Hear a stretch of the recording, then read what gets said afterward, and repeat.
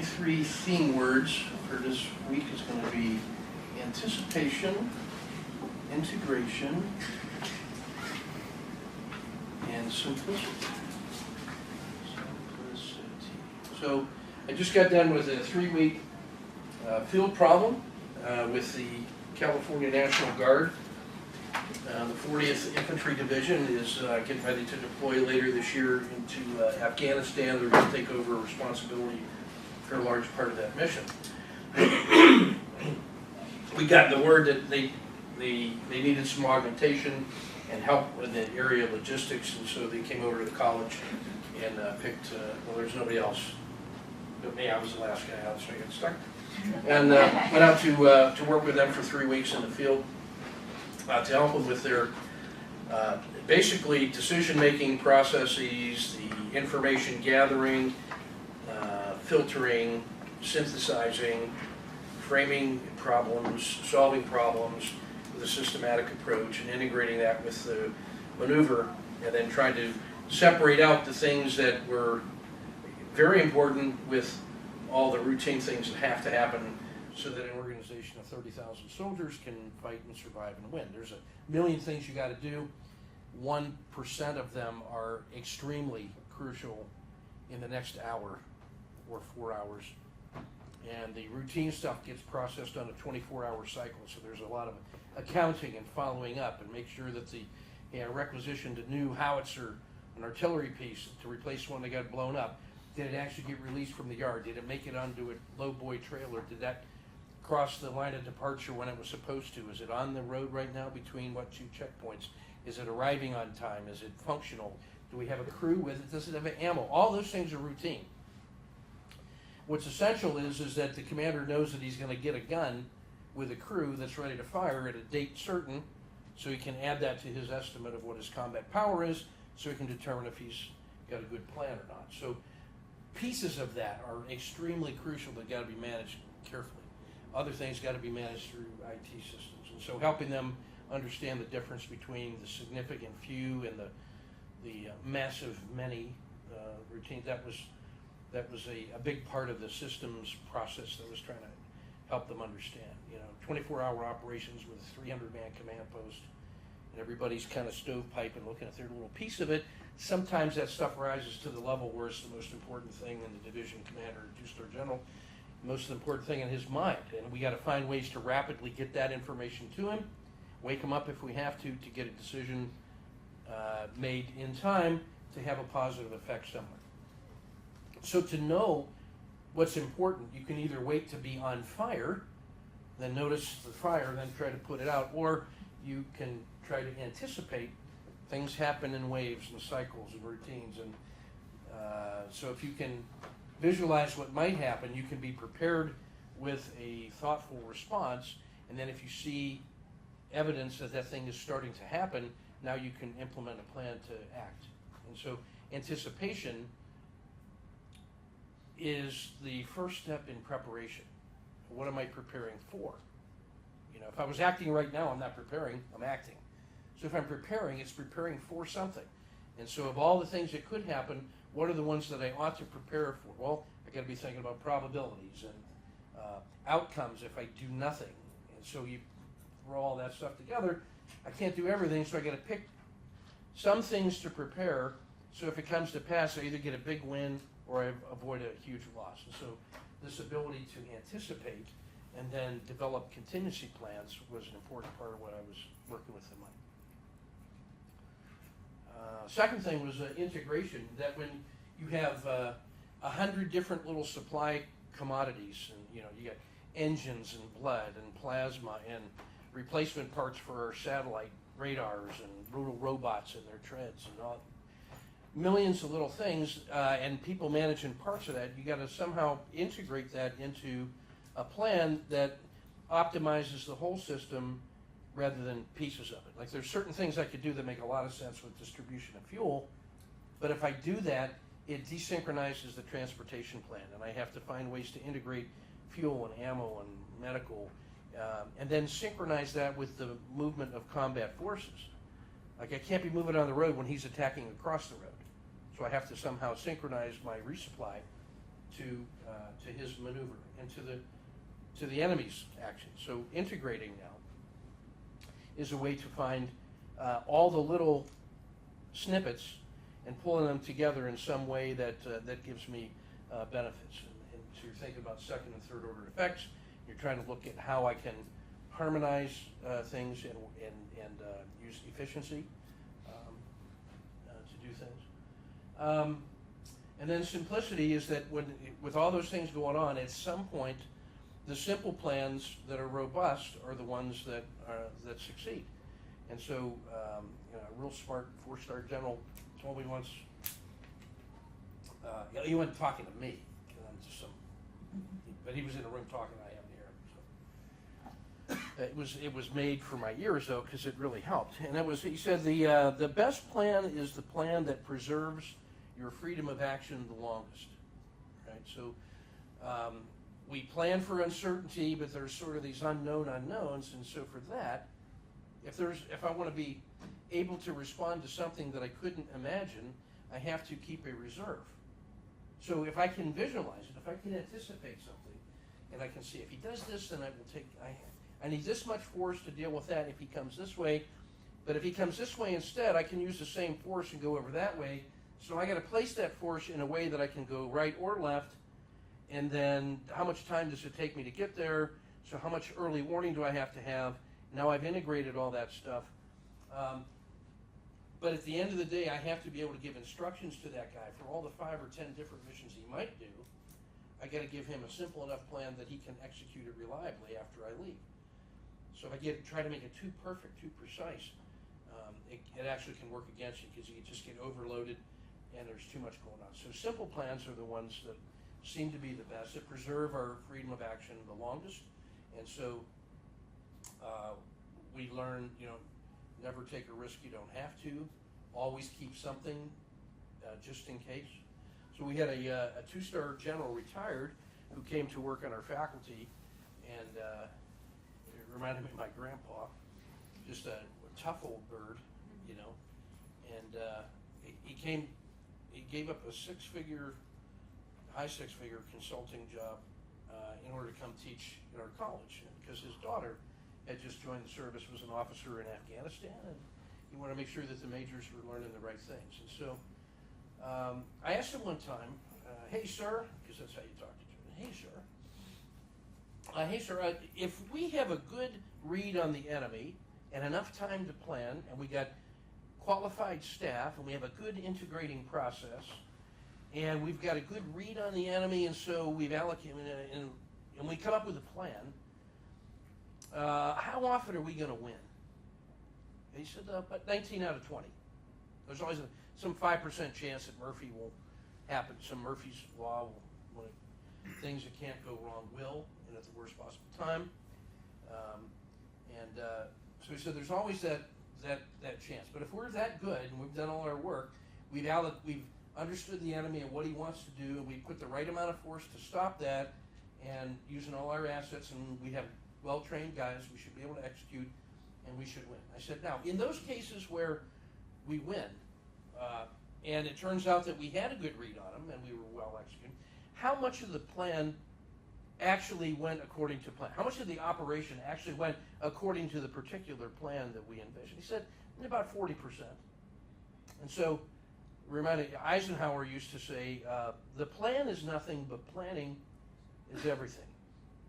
And so the idea of a plan, coming up, a strategy and preparing it, and then turning that into a set of decision routines and rehearsing that and being ready to go and having your sensors out.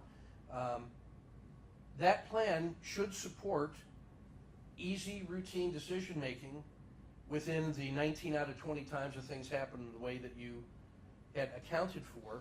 And so you may have thought you were going to go long and then short, and it turns out, oh, well, no, I'm going to go short, but then I can go long. So as long as if you got the dimensions of the move right, you know how this thing wants to move or how it has moved in the past, then the particular direction doesn't matter as much as your understanding of how this thing behaves and what its capabilities are. And then you can respond to that in time if you're paying attention to what's going on. And so this idea then of simplicity is how do we convert all that stuff to a set of routines and patterns so that we can act in ways that are sensible and sound and beneficial to us, and knowing when we are out of our comfort zone or outside of the box. You know, if I know what my edge is, I know what the limits of my edge are, and when I'm trading is not really the time that I should be trying to trade outside of my edge with production level money. Now you may be ready to try some things at a smaller position size to investigate in the moment, because as you develop skills, you have ideas and you rapidly frame, you can try things that make sense in a reward to risk. You can rapidly trade and frame. It's not systematized yet, but it might be in accordance with a strategy or an opportunity that you think you can trade.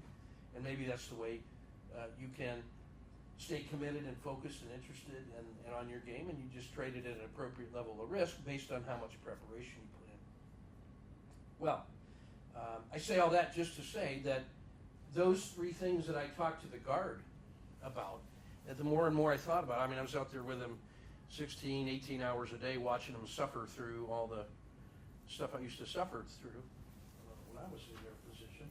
And those three things just seem to be really well suited for what we do. The ability to anticipate means that you can take the past, and it never repeats, but it rhymes. And so you're at least able to say, how have people responded in the past? Has human nature changed? No. So maybe they will respond the same way. If they respond the same way they did the last time, you're not allowed to be surprised at that. You can't predict what they do because they're people. So you can at least know what the least surprising behavior is and account for it, and then start reading the price. And then you can integrate things. So we got day trading, we got swing trading. There is this odd time between the day and the swing trade. You know, when I'm swing trading, I'm using daily, weekly, and monthly charts, clear. When I'm day trading, I'm using 1 minute, 3 minute, 5 minute, sometimes 10 minutes. But there's this time between like 30-minute charts, 1 hour, 2 hour. That time frame, that chart, is that just a really slow day trade? If I'm using hourly, I'm trading intraday, but I'm using hourly bars. Is that a really slow day trade, or is that really a fast swing trade, like a triple screen, where I'm using daily, I'm using weekly strong trend and a daily pullback to some measured point, and then an intraday hourly breakout? That's the triple screen system right there, for those of you keeping score at home. So that hourly breakout, well, that's a fast swing trade, but if I come from the other way, I'm going to say, well, that's really a slow day trade. There is this time window there that integrates those two very different time frames, and the very different people trade them and with different routines. But there's some bleed over into there. And so that time in between, the clear distinction, are you a swing trader or a day trader? Why do I have to be one or the other? I can use the information from swing trading setups to see opportunities unfolding intraday that make sense in terms of the larger context. And intraday moves can have such significance that it will send a signal to a swing trader who wants to act at the end of the day or tomorrow, and this might be a way to start riding that wave, and then that carries over into my understanding of tomorrow's opportunities, simply because it came out of the day trade and the consequences of the day trade.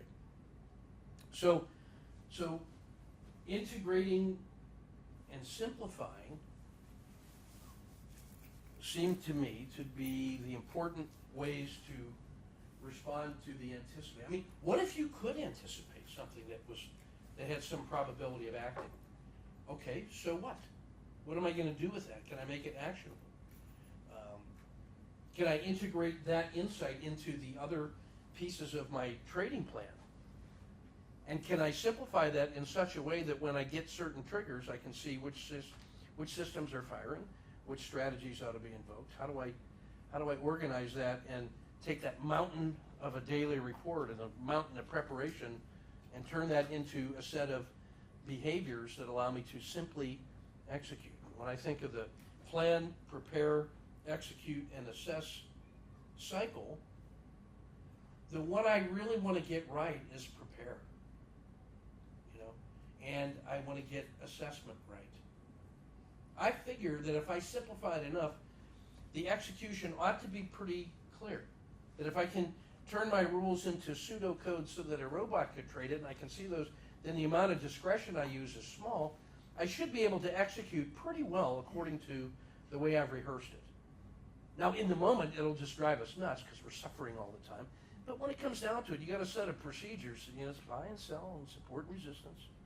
Patterns fire, patterns don't fire. You ought to be able to narrow your discretion down to the point where you are just you're polishing the mechanical rules to a certain extent. So execution ought to be pretty straightforward. The planning only has to be good enough to give you enough things to do when the day becomes what it's going to be. I plan so if it does this, I can do this. If it does that, I can do that. Taken together, those things could happen. That's my general plan. That's my strategy. Now the preparation is the thing that makes all of that stuff come together. That you've rehearsed, you visualized and you rehearsed. Your key price levels.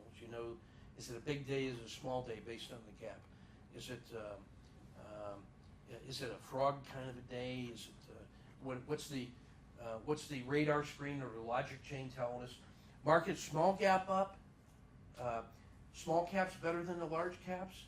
Volatility faster than all of those, and technology the best of all. And it leads me to Intel or Microsoft or some of those things. So all those things start falling into line. That's what preparation is knowing just enough information to be able to help you find the thing that's moving with the least amount of ambiguity or certainty. The least ambiguous move is the one I'm trying to find every day.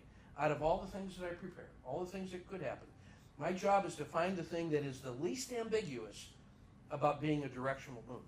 Because that's the one that could, RLCO happened outside the river. There it goes. It paused. The RL10 didn't even cross a dragon, and it resumed, made a new high. Oh, that's an emerging dragon.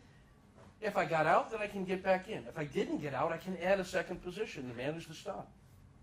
Get my risk off the table, and then let's just see what happens. How much is it going to give me? And just make sure I don't give back any of the money that I just locked in.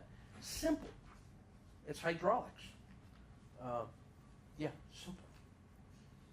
That's striving. What makes it hard is all the different ways I try to describe it. And this concludes our remark. Hi, hello. And you get your stuff situated, and you owe us about a 30-second introduction. Hi. I'm early. Are you ready to introduce yourself? I am ready to introduce myself. And that was everything I wanted to say. on those things. Those three things are that was my moment of Zen this month, was the importance of anticipation, integration, simplicity. That's what's going to help that National Guard Division headquarters fight and survive in Afghanistan. And those are the things that we've got to be able to do each and every day going into the combat zone. Van will say, well, that's just you picking a metaphor for trading. It doesn't have to be that way. Well, yeah, I know. I know it does not have to be that way. But that's the way I see it. So sue me. So, Lisa, how are you doing? Good. Doing great. Good. Glad to be here. Good travel? Yes. Excellent. Business good? Yes. I actually made it early. I wasn't supposed to get here till Sunday, and I found some folks to help I thought it me was out. Sunal and Jeff coming to walk through, and I was going to give them a ration. I had to change my script. Well, see, gotta keep everybody on their toes here. That's right. Yeah, so everything was great. Supposed to get here Sunday, got some people to help me out working, and got to come in tonight. So What are you here to do? What do you want to do? I would like to improve my trading. We hope to get some other ideas to get my swing system working a little bit better, and I would like to get some more discipline. Okay. And I think we can do that. I just need to be around some The good people in peers. this room? Yeah, some of my peers again. I've been around in a long time. Miss everybody. Okay. 2, 4, 6, 8, 10. Can you give her your book, please? I know you won't read it. Actually, most of the stuff I've written in there is stuff that you told me to write in. So. Oh, yeah, that's good. Thanks. Right.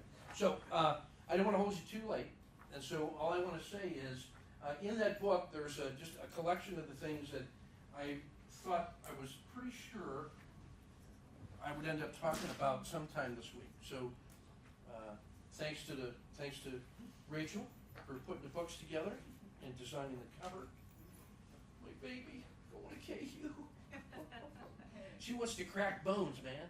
Orthopedic surgeon. What's he aiming for? Cracking bones. She was watching Grey's Anatomy the other night. They're going there with a hammer and chisel. She said, "Yeah." I don't know. So the idea behind this, the book has there's a bunch of tabs in there. I've taken the first 6, and you can adjust those any way you want. But as we go through, and you should be building your learning book as you go. And these are just things I've put in there to help you get started.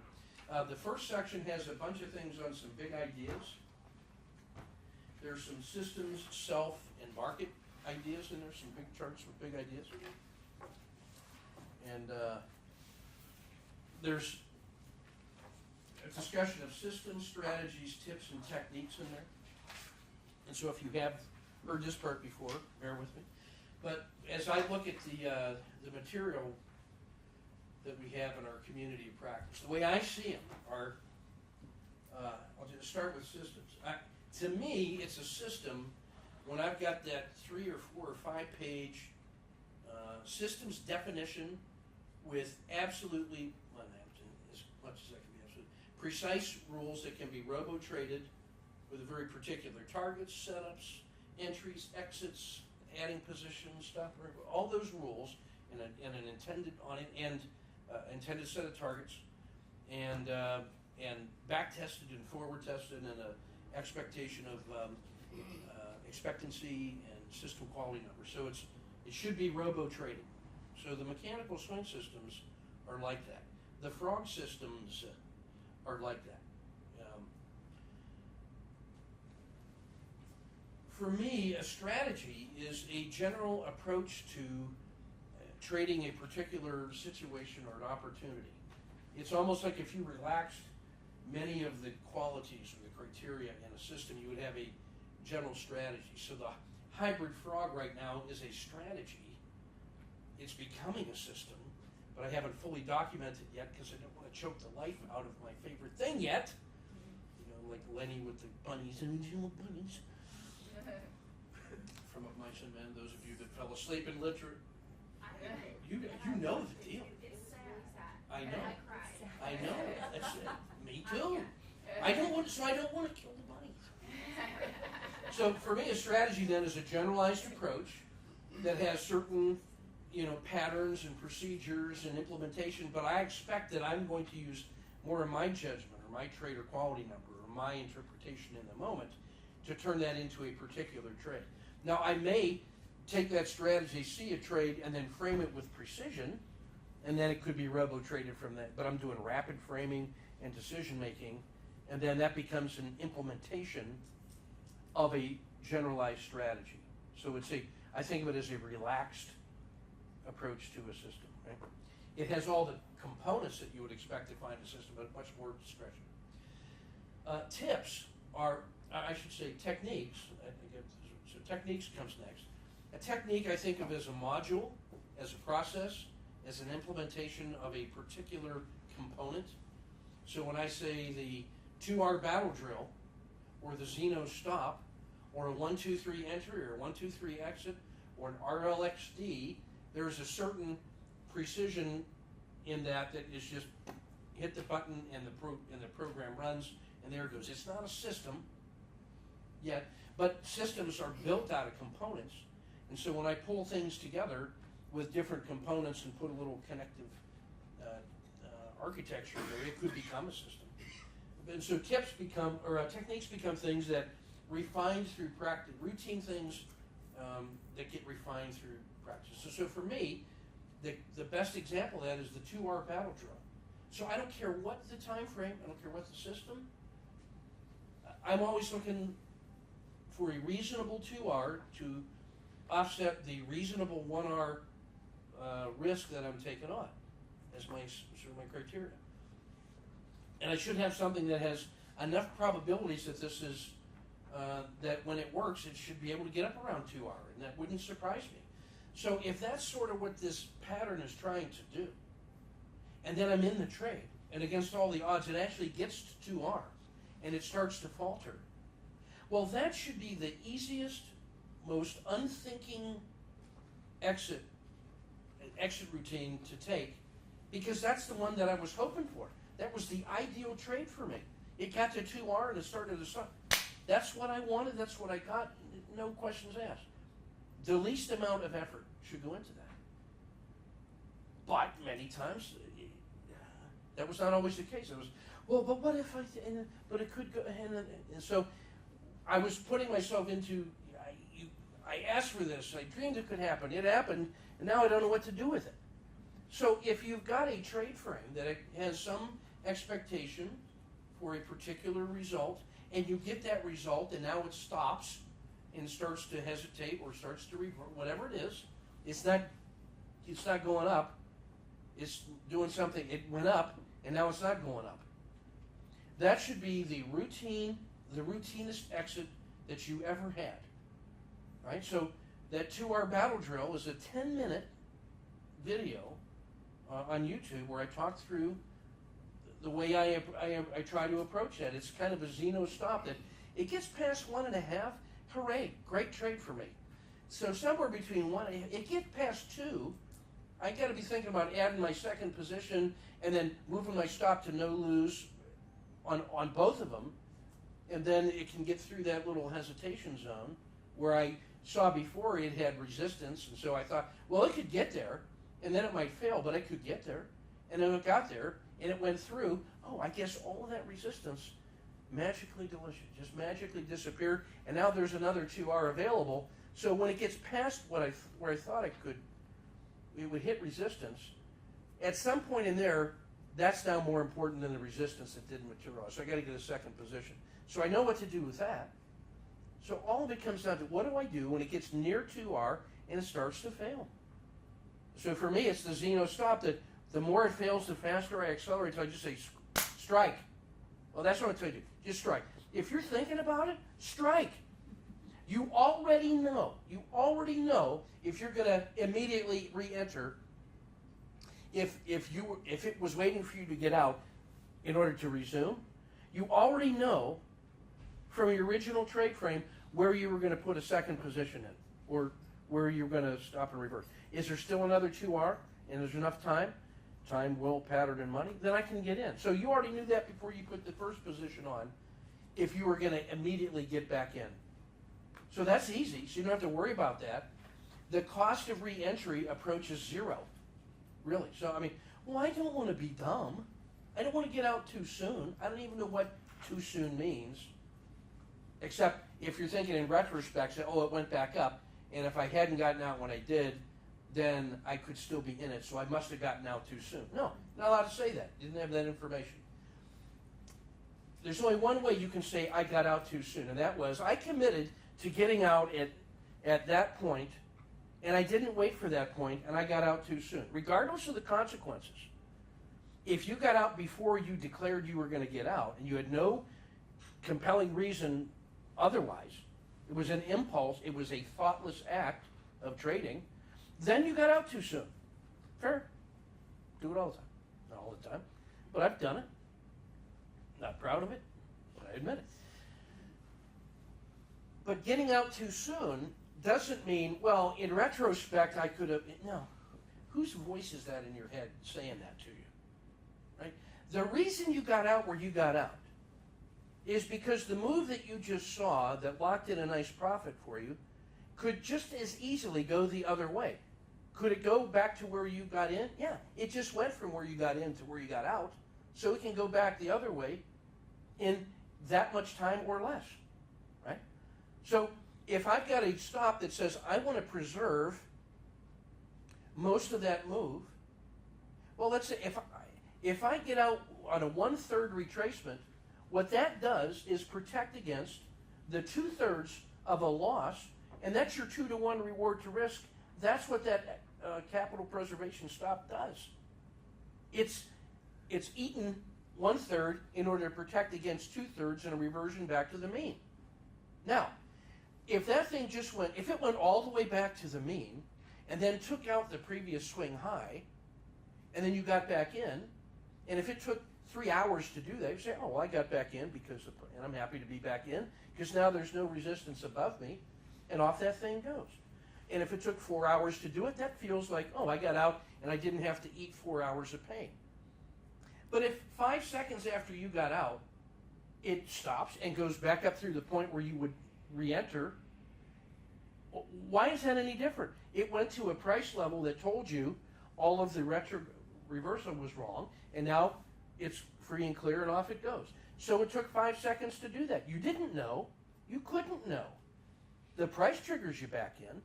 So what's the why do you feel differently if you get back in 5 seconds or 5 hours? Why did the time tell you, oh, that's right, because we're monkeys. We're chimpanzees. And we want to be right. And I should have been able to know that, yeah, okay. Then let me know how that works for you. You should have known. How? How could you know that? You just go look in the future, man. That's so my point on words matter. In the spirit of Robert Gardner, if he heard you say, I got out too soon, he would be on you like white on rice. You know? And he would say, you're not allowed to say that. If what you mean is, I should have known that it was going to just reverse right after I got out, and you can't know that. So your exit strategy is a function of current information only and evaluation of reward to risk and what you're trying to, are you trying to preserve or are you trying to, so you have to make a decision in there ahead of time. So that is a routine process. So in the 2-hour battle drill, it talks about what to do when you get a trade that worked according to your plan. Now what? And it starts to reverse. Yeah. It's in a lot of this, it seems like the two scenarios we talk about are you're approaching 2R, that's what you wanted, starts to fail, you take the 1, 2, 3, blah, blah, blah, you preserve before it goes back, so you strike, or, you know, and so you get your nice gain, maybe it dribbles down towards the Bollinger Band mean or whatever, and then it heads back up, and you get your re-entry without thinking, and then off it goes, and you're back in, and okay, so that's one scenario, that's good. The other one is it goes, it blasts through, you had your second position, they don't care about where the 2R was, and you're off and running like that. There's a third scenario that in my experience happens more often than those two scenarios, which is goes up, you got a nice gain, you get out, it comes back a little bit, you have all the information you have to that point, you get out like you're supposed to, then it immediately turns around, you're like, well, that's where I'm supposed to get back in. You get back in, boom, it goes 4 cents above that where I'm supposed to re-enter, then it comes back down again, then it's back where it was and even lower, so then you're out again. Right. And then it turns around and you go in, and so you get back in. Okay, so then next thing you know, you've been chopped up, and now. No, I'm not chopped up. Other than I bought the probability. You're at 2R, and now you're at 0. Listen, I bought the probability. Right. And I executed the reality. Now, if that was a 0.6 R in hand, if you were 2R and I'll take 2 bites at it. If it doesn't follow through after the second one, done.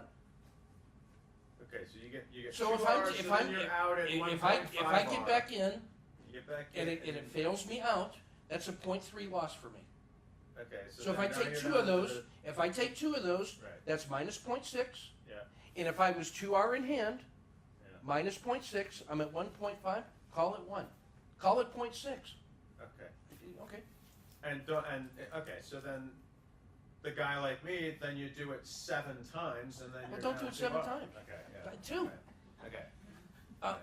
And I guess here's how to think. Aim for 2 and take what you can get.